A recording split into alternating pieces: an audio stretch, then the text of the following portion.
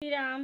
Radhe Radhe friend, हमारे channel में आप लोगों का स्वागत है। मैं आप लोगों के बीच एक भजन गीत लेकर के आई हूँ। आप लोगों को अच्छा लगे तो लाइक सब्सक्राइब शेयर ज़्यादा से ज़्यादा करें, कमेंट द्वारा ज़रूर बताएं।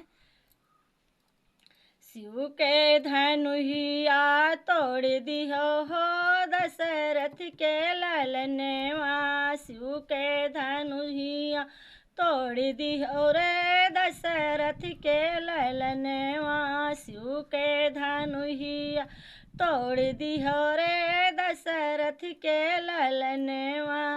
जाई के पहुँचे जनकपुरी माँ, जाई के पहुँचो जनकपुरी माँ। जनक दुलारी का मोहिली हो रे दशरथ के ललनवा। जनक दुलारी का मोहिली हो रे दशरथ के ललनवा। शिव के धनुहिया तोड़ दिहो रे दशरथ के ललनवा। शिव के धनुहिया तोड़ दिहो रे दशरथ के ललनवा। जाई के पहुँचो लंकापुरी माँ, जाई के पहुँचो लंकापुरी माँ। रावण के राज बिगाड़ दिहो रे दशरथ के ललनवा।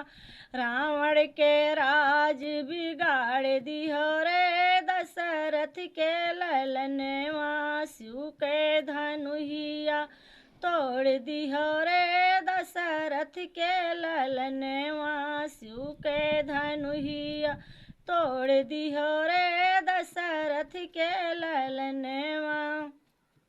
राह चलते प्रभु अहिल्या को तारो। राह चलते प्रभु अहिल्या को तारो। पत्थर से नारी बनाई दिहो रे दशरथ के ललनवा। पत्थर से नारी बनाई दिहो रे दशरथ के ललनवा। शिव के धनुहिया तोड़ दिहो रे दशरथ के ललनवा। शिव के धनुहिया तोड़ दिहो रे दशरथ के ललनवा।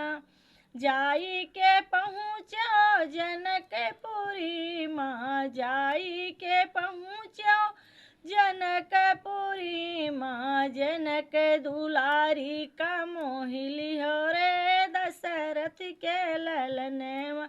जनक दुलारी का मोहिली हो रे दशरथ के ललनवा।